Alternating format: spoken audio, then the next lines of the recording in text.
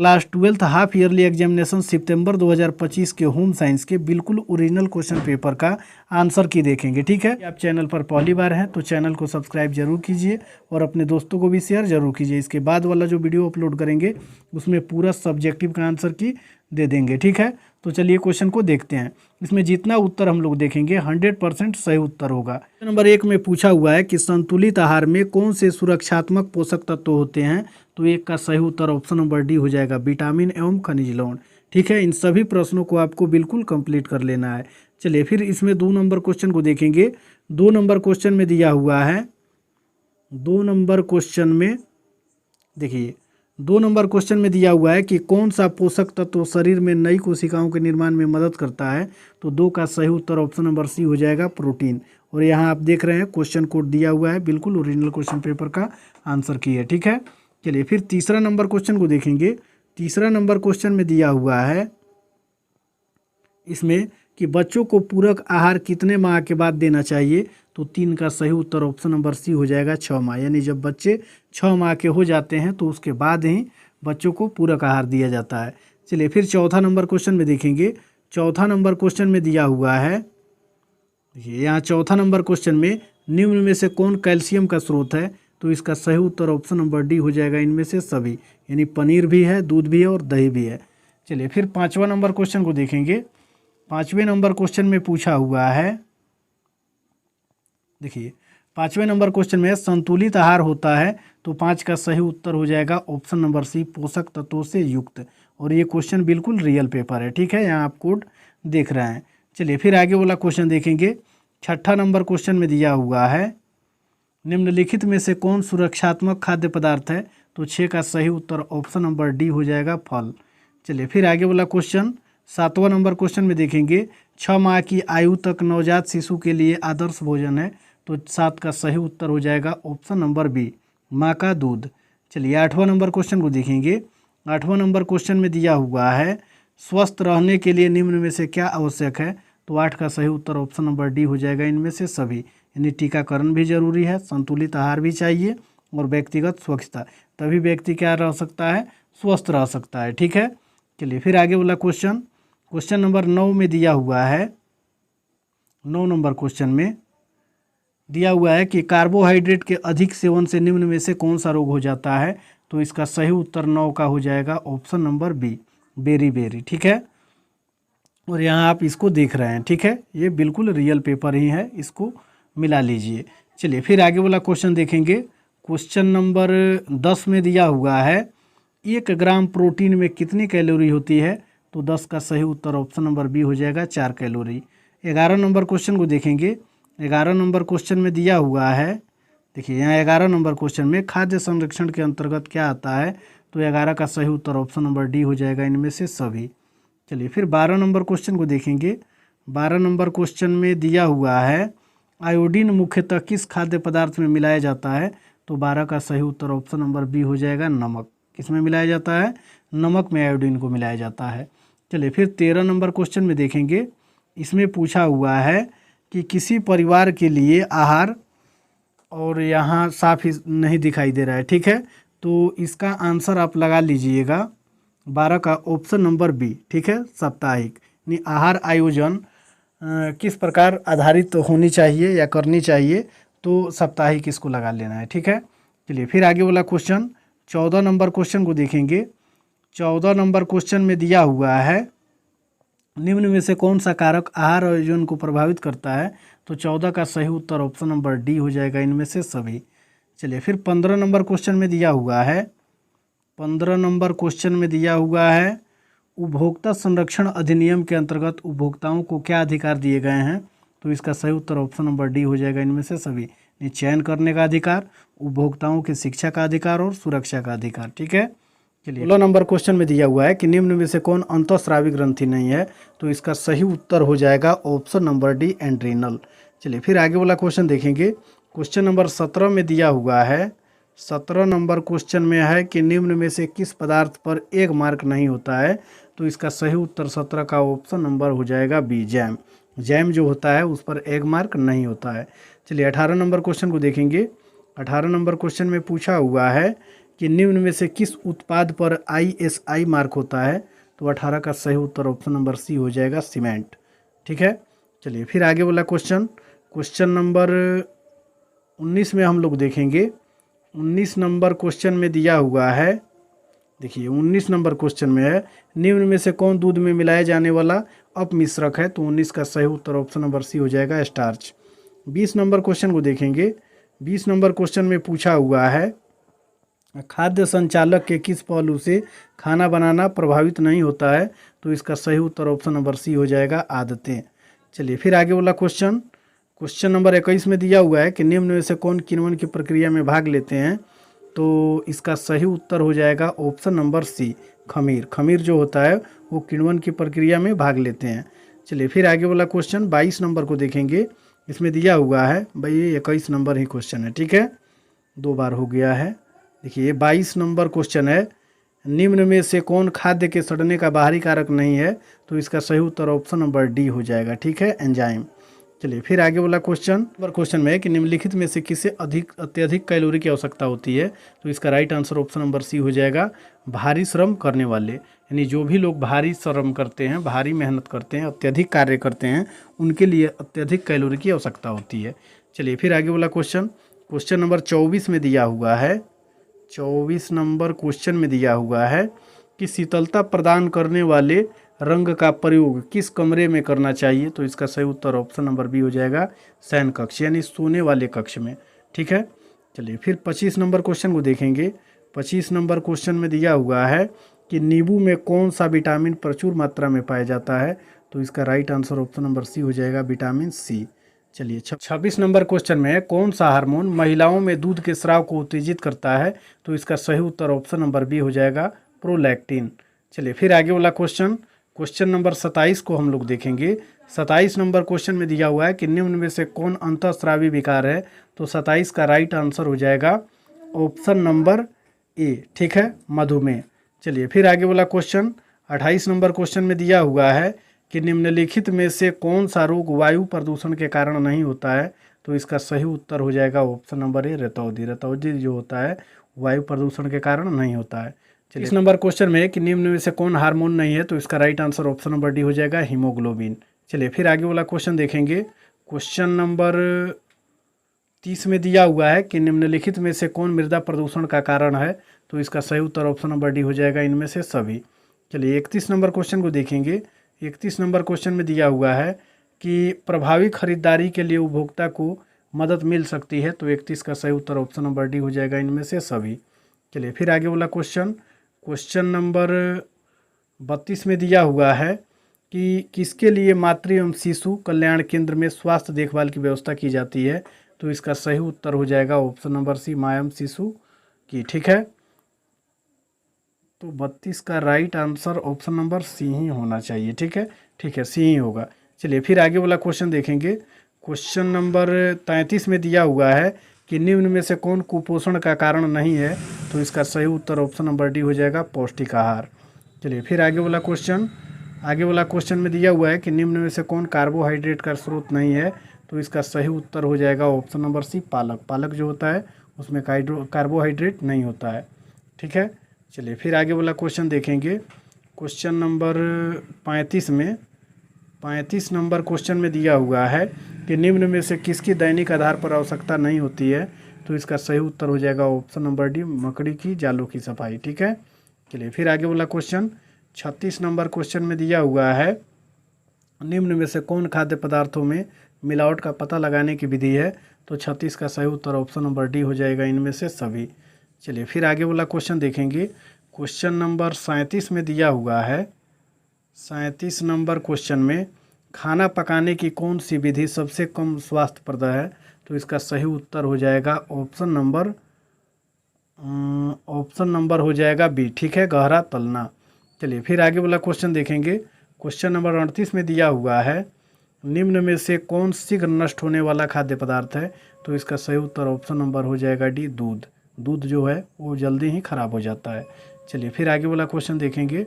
39 number question में दिया हुआ है कि गर्भावस्था के दौरान रक्त में किस तत्व की कमी हो जाती है, तो इसका सही उत्तर ऑप्शन नंबर सी हो जाएगा, कैल्शियम। चलिए फिर आगे वाला क्वेश्चन नंबर 40 को देखेंगे।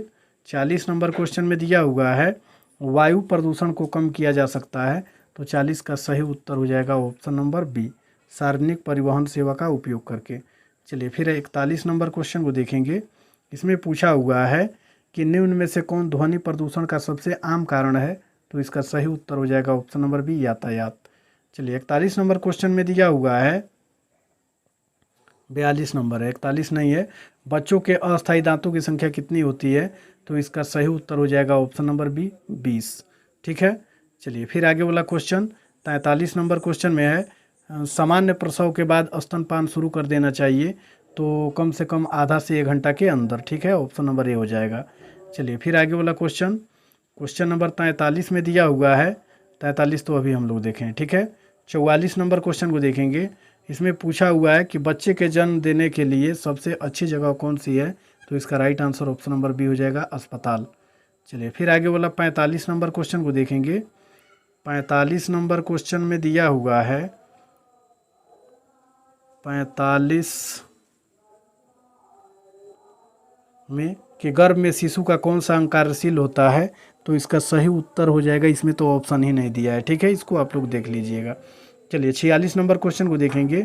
46 नंबर क्वेश्चन में दिया हुआ है कि 8 से 12 माह का शिशु कितना दूध पी सकता है, तो 46 का सही उत्तर ऑप्शन नंबर सी हो जाएगा, 400 से 500 ग्राम। 45 नंबर क्वेश्चन में कि समय से पहले जन्मे शिशु वे कहलाते हैं जिनका वजन 2 किलोग्राम होता है। ठीक है, 2 किलोग्राम, जिनका वजन 3 किलोग्राम से कम यानी 2 किलोग्राम तक जिनका होता है वो समय से पहले जन्मे बच्चे कहलाते हैं।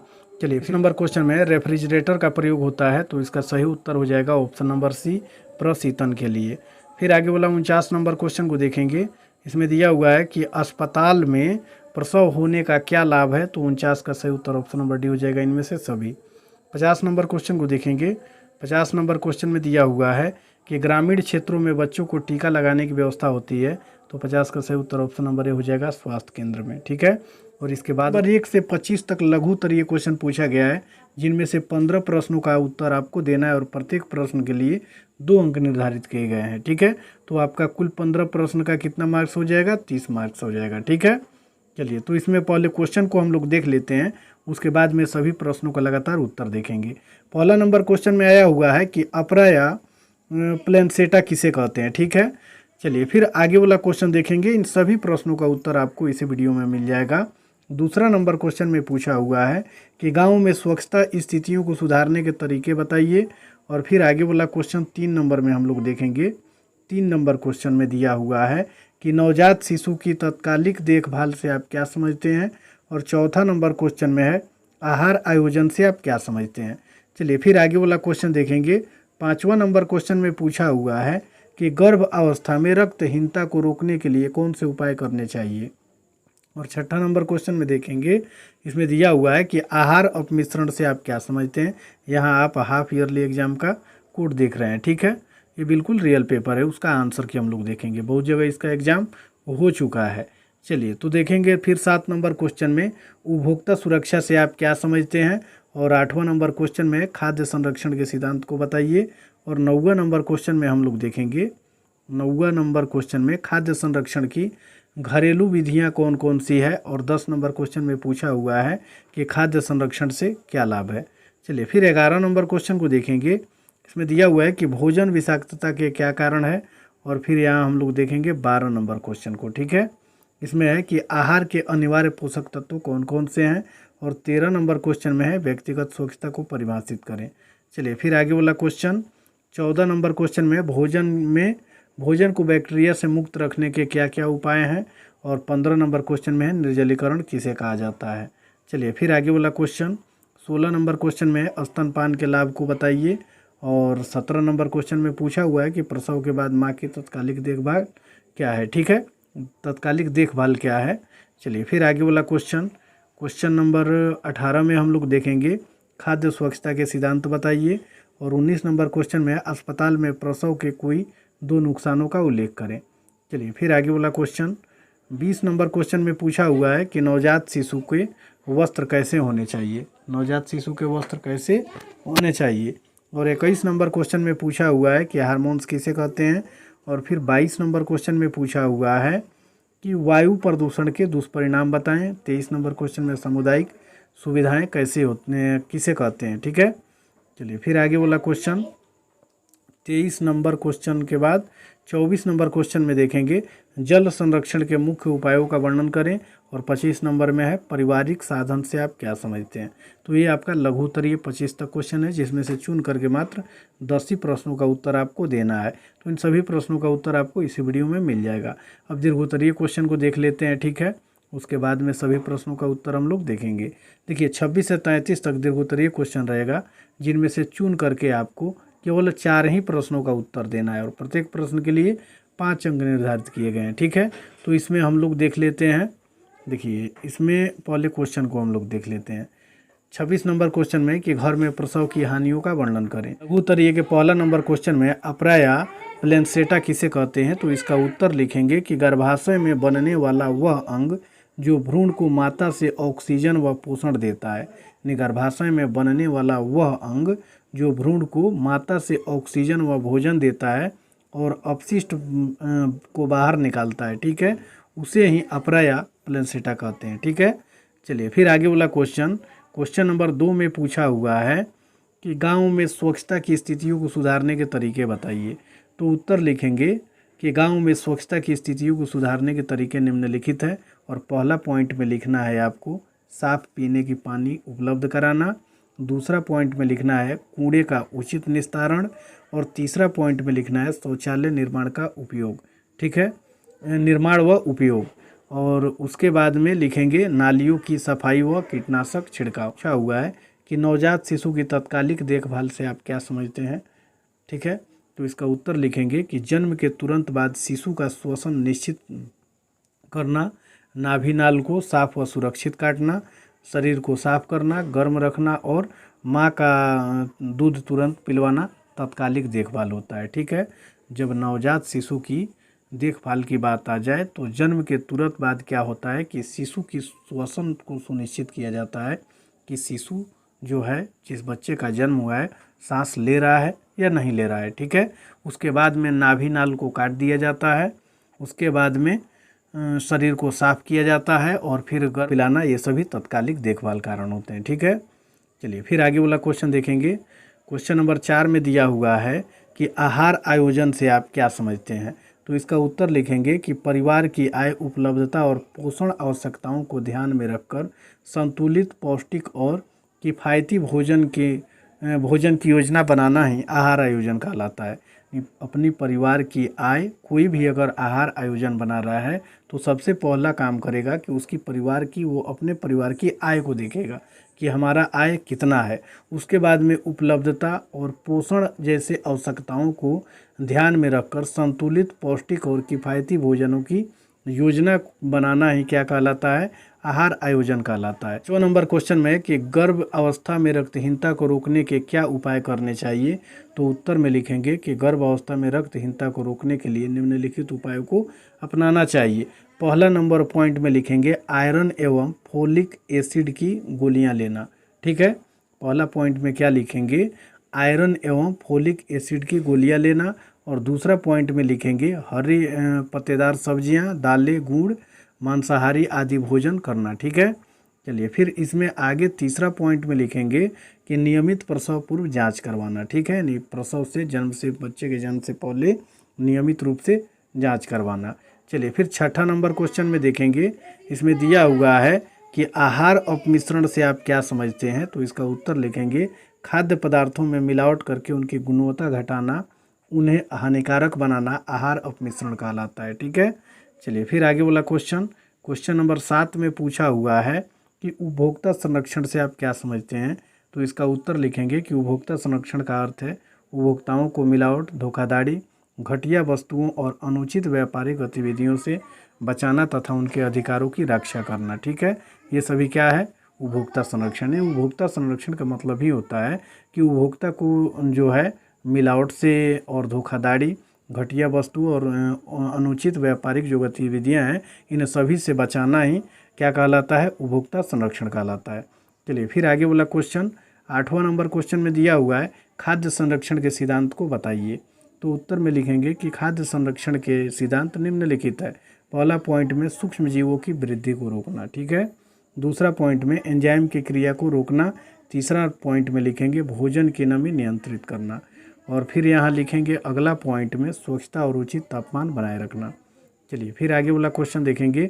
9वां नंबर क्वेश्चन में पूछा हुआ है कि खाद्य संरक्षण की घरेलू विधियाँ कौन कौन सी है। तो उत्तर में लिखेंगे धूप में सुखाना, उबालना, अचार डालना, चीनी या नमक मिलाना, ठंडा करके रखना, धूम्रपान से बचाना, ठीक है। यानी खाद्य संरक्षण की जो घरेलू विधियां हैं उन्हें इस प्रकार से लिखा जा सकता है कि खाद्य संरक्षण की घरेलू विधियां निम्नलिखित है। और पहला पॉइंट में आप ऐसे लिख सकते हैं कि धूप में सुखाना, उबालना, अचार डालना, चीनी या नमक मिलाना, ठंडा करके रखना और धूम्रपान से बचाना, ठीक है। चलिए फिर आगे वाला क्वेश्चन देखेंगे। 10 नंबर क्वेश्चन में दिया हुआ है कि खाद्य संरक्षण के क्या लाभ हैं। तो उत्तर में लिखेंगे कि खाद्य संरक्षण के निम्नलिखित लाभ है। पहला पॉइंट में भोजन लंबे समय तक सुरक्षित रहता है। दूसरा खराब होने से बचाता है। तीसरा साल भर खाद्य पदार्थ उपलब्ध रहते हैं। और फिर उसके बाद में लिखेंगे आर्थिक बचत होती है। फिर 11 नंबर क्वेश्चन को देखेंगे। इसमें दिया हुआ है कि भोजन विषाक्तता के क्या कारण हैं। तो इसका उत्तर लिखेंगे कि दूषित या बासी भोजन खाना क्या है, भोजन विषाक्तता है, ठीक है। भोजन में हानिकारक बैक्टीरिया, रसायन, अपक्व या अधपका मांस, दूध, अंडा, ये सभी भोजन विषाक्त के अंतर्गत आते हैं, ठीक है। और फिर उसके बाद में अगला पॉइंट में लिख देंगे अस्वच्छ भंडारण व परोसना। 12 नंबर क्वेश्चन को देखेंगे। इसमें दिया हुआ है कि आहार के अनिवार्य पोषक तत्व कौन कौन से हैं। तो इसका उत्तर लिखेंगे कि आहार के अनिवार्य पोषक तत्व निम्नलिखित है, ठीक है। पहला पॉइंट में लिखना है कार्बोहाइड्रेट, फिर उसके नीचे वाला लाइन में दूसरा पॉइंट बना के लिखना है प्रोटीन, तीसरा पॉइंट में लिखना है वसा, विटामिन, खनिज लवण और पानी। इन सभी को लाइन बाय लाइन ऊपर नीचे करके लिख देना है, ठीक है। 2 अंक निश्चित रूप से मिलेगा। 13 नंबर क्वेश्चन में देखेंगे व्यक्तिगत स्वच्छता को परिभाषित करें। तो इसका उत्तर लिखेंगे शरीर, कपड़े और आसपास की सफाई बनाए रखना तथा स्वास्थ्य की रक्षा हेतु अपनाई जाने वाली आदतें व्यक्तिगत स्वच्छता कहलाती है, ठीक है। अपने शरीर की सफाई करना, कपड़ों की साफ सफाई करना और अपने आसपास की जितनी चीज़ें हैं उन सभी की साफ सफाई करना ही स्वास्थ्य की रक्षा के लिए अपनाई जाने वाली ये जो आदतें हैं इन्हें व्यक्तिगत स्वच्छता कहते हैं, ठीक है। चलिए फिर आगे वाला क्वेश्चन 14 नंबर क्वेश्चन में दिया हुआ है कि भोजन को बैक्टीरिया से मुक्त रखने के क्या उपाय हैं। तो उत्तर में लिखेंगे कि भोजन को बैक्टीरिया से मुक्त रखने के लिए निम्नलिखित उपाय है। पहला नंबर में भोजन को ढक कर रखना चाहिए।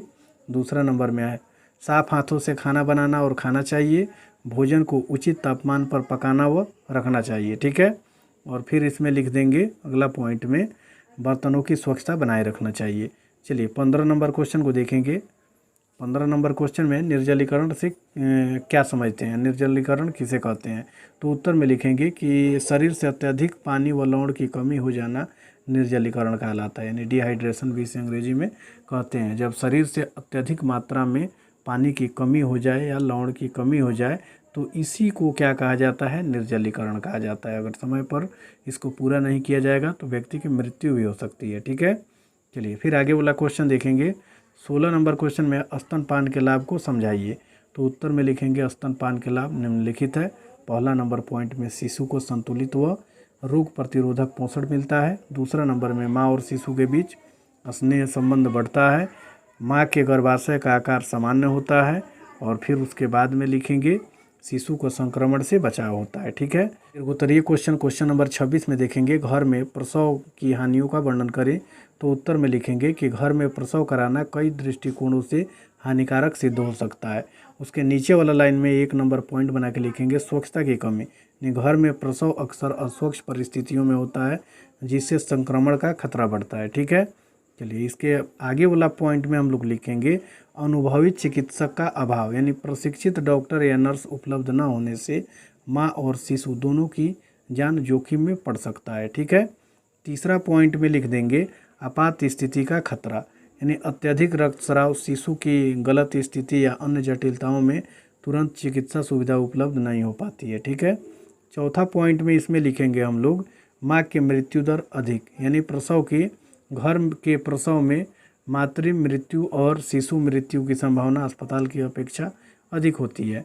5वां पॉइंट में लिखेंगे अत्याधुनिक उपकरणों का अभाव, यानी ऑक्सीजन, सलाइन, ऑपरेशन, उसके बाद में सुविधा इत्यादि अन्य न होने से गंभीर स्थिति बिगड़ सकती है। ठीक है, चलिए तो इसमें अब हम लोग एक लाइन छोड़ करके निष्कर्ष लिख लेंगे। सुरक्षित प्रसव हेतु अस्पताल या स्वास्थ्य केंद्र में प्रशिक्षित स्वास्थ्यकर्मी की देखरेख में प्रसव कराना ही उचित होता है। तो ये रहा आपका दीर्घोत्तरीय क्वेश्चन का आंसर की। तो यदि आप चैनल पर पहली बार हैं तो चैनल को सब्सक्राइब जरूर कर लीजिए और अपने दोस्तों को भी शेयर जरूर कीजिए।